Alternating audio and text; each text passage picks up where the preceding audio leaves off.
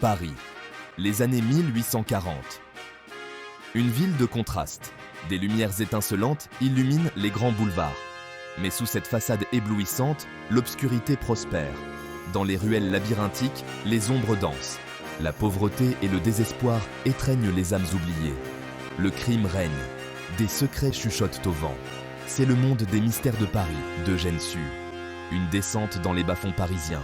Un voyage au cœur des ténèbres humaines. Préparez-vous à être captivé. Préparez-vous à être horrifié. Préparez-vous à être changé à jamais. N'hésitez pas à rendre visite aux différents partenaires de cette vidéo via les liens disponibles dans la description.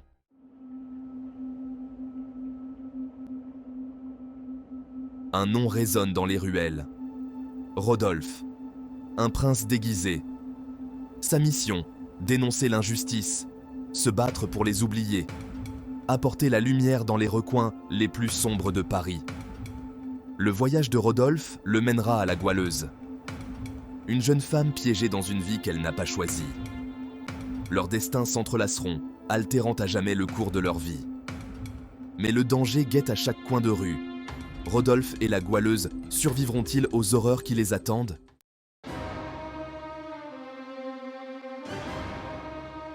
Rodolphe, prince de Gerolstein, un homme riche et privilégié.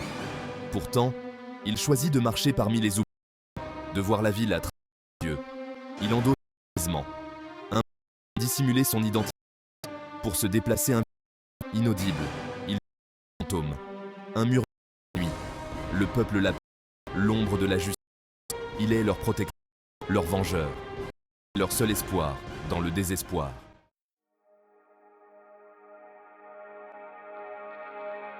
Les journées de Rodolphe sont une double vie.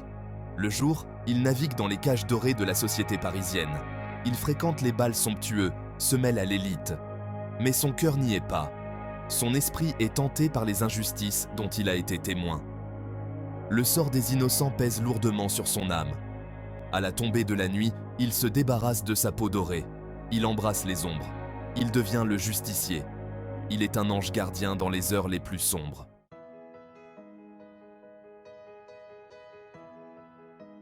Un cœur d'or. Rodolphe est animé d'un sens aigu de la justice. Il est témoin de la souffrance de la classe populaire parisienne, la cruauté que leur infligent les criminels et l'élite. Il ne peut rester les bras croisés. Il doit agir. Son cœur saigne pour les opprimés. Il se bat pour ceux qui ne peuvent pas se battre pour eux-mêmes. Il est leur voix dans l'obscurité. Il est leur champion.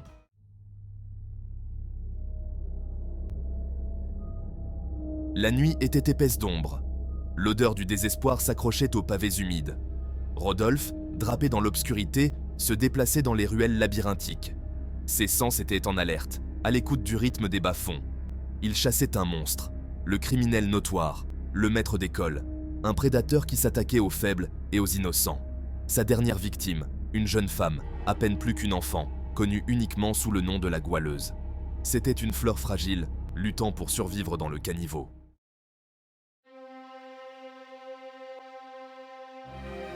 Rodolphe la trouva blottie dans l'embrasure d'une porte sombre. Ses vêtements étaient déchirés, son corps tremblait. Elle leva les yeux vers lui, son regard empli d'un mélange de peur et de défiance. Il vit en elle une lueur d'esprit, une étincelle qui refusait de s'éteindre. Il lui parla doucement, sa voix une présence apaisante dans le chaos de la ruelle. Il lui offrit sa gentillesse, une rareté dans ce monde impitoyable. Il lui promit sa protection, une promesse qu'il avait l'intention de tenir.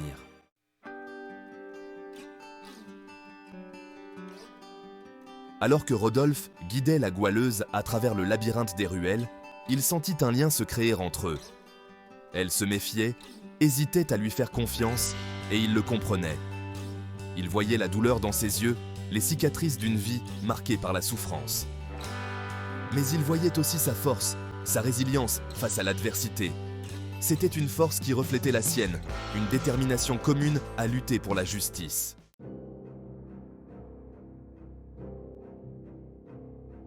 Le maître d'école, une brute épaisse à l'allure menaçante, projetait une longue ombre sur les bas-fonds parisiens. Son nom, sinistre rappel de l'instrument de son art, glaçait le sang des criminels les plus endurcis. C'était un maître de la douleur, un virtuose de la violence. Ses méthodes étaient brutales, ses punitions rapides et impitoyables. Il se délectait de la souffrance des autres, trouvant un plaisir pervers dans leurs cris d'agonie. C'était un prédateur, traquant les faibles et les vulnérables, laissant derrière lui une traînée de corps brisés et de vies débrisées. C'était un monstre sous forme humaine, et sa présence hantait les recoins les plus sombres de la ville.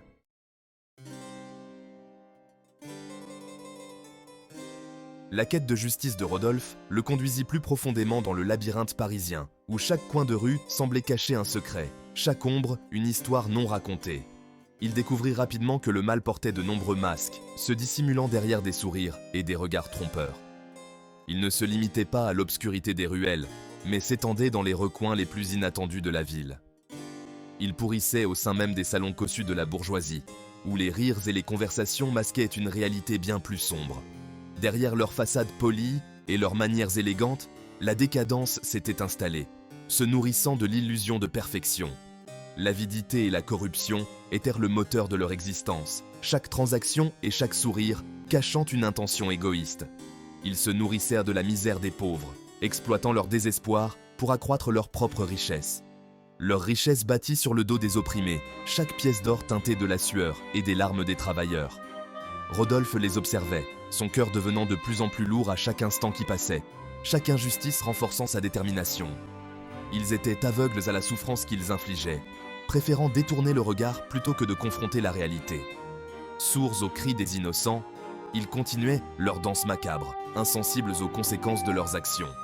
Leur monde était une cage dorée, belle à contempler, mais suffocante dans son opulence et son indifférence, un piège doré qui les emprisonnait dans leur propre vanité.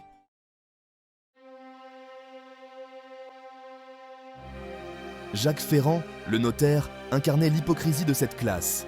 C'était un maître de la manipulation, utilisant la loi comme une arme contre les plus vulnérables. Il exploitait leur désespoir, leur ignorance, leur confiance. Il les privait de leur dignité, de leurs biens, de leur vie même. Rodolphe voyait comment les actions de Ferrand avaient un effet domino, empoisonnant le tissu même de la société. Son avidité alimentait les flammes du désespoir, poussant les plus démunis entre les griffes de la pègre. Il était un rouage d'une machine corrompue, perpétuant un cycle de pauvreté et de souffrance. Il était l'incarnation d'un système truqué contre les pauvres, un étau de fer broyant leurs espoirs et leurs rêves.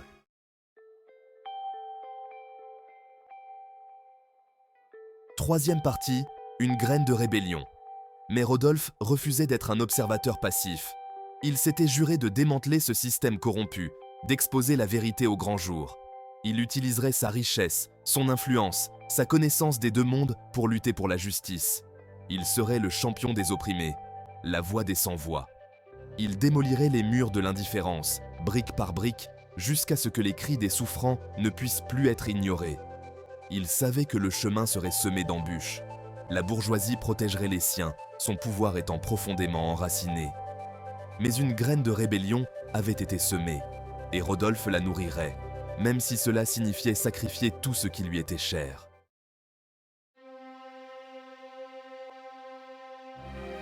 Les échos du passé. Le destin, semblait-il, avait tissé une tapisserie cruelle. Une tapisserie où chaque fil racontait une histoire de douleur et de mystère.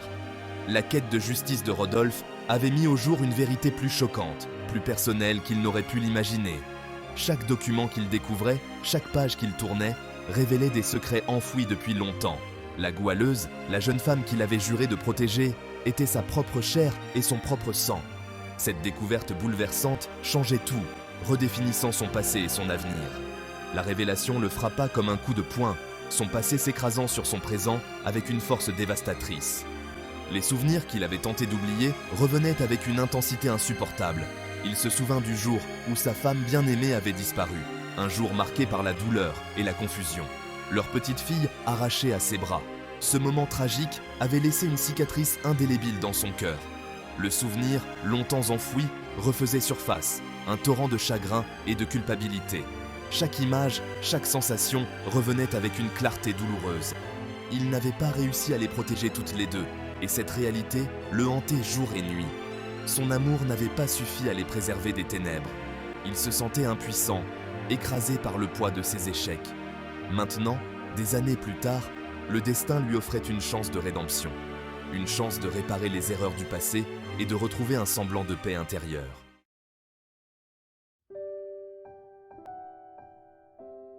Une fille perdue, un père retrouvé. Dans les rues animées de Paris du 19e siècle, une histoire poignante se déroulait. La goualeuse, endurcie par la rue, avait du mal à saisir cette révélation. Elle avait vécu des années de misère, de solitude et de lutte constante pour survivre. Ce mystérieux sauveur, ce phare dans son monde de ténèbres, prétendait être son père. Un homme qu'elle n'avait jamais connu, surgissant de l'ombre pour la sauver. Cet homme qu'elle en était venue à admirer, sur lequel elle s'appuyait, lui était lié par le sang. Une connexion qu'elle n'aurait jamais imaginée possible. L'idée la terrifiait autant qu'elle l'intriguait. Comment pouvait-elle accepter cette nouvelle réalité, après tant d'années de souffrance? Pouvait-elle se permettre de croire, d'espérer une vie au-delà de la misère de son existence? Une vie où elle pourrait enfin trouver la paix et la sécurité. Rodolphe voyait le doute dans ses yeux, la peur que cela aussi ne lui soit arraché. Il comprenait ses craintes, ses hésitations.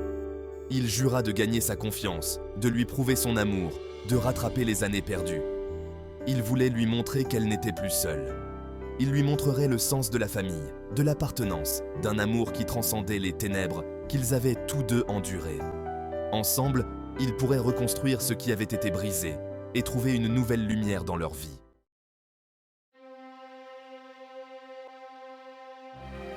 Le prix de la rédemption. Mais la rédemption, Rodolphe le savait, aurait un prix. Les forces des ténèbres, qu'il avait juré de démanteler, ne renonceraient pas si facilement à leur emprise. Elles exploiteraient cette nouvelle vulnérabilité, cette faille dans son armure, pour frapper son cœur. Rodolphe devrait faire un choix, protéger sa fille et se retirer dans l'ombre, ou poursuivre son combat, au risque de sa sécurité et de son âme. Le chemin à parcourir était semé d'embûches, un numéro d'équilibriste périlleux entre amour et devoir, vengeance et pardon. Le prix de la rédemption, réalisa-t-il, pourrait être plus élevé qu'il ne l'avait jamais imaginé.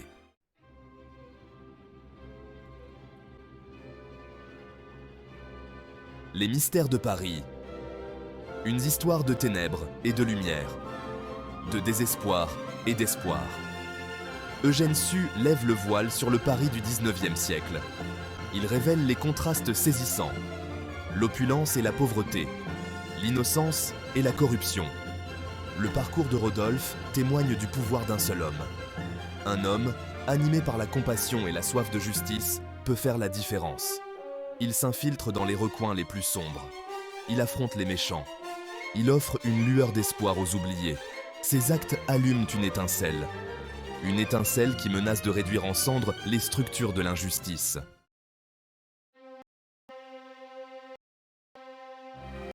Les mystères de Paris est plus qu'une simple histoire.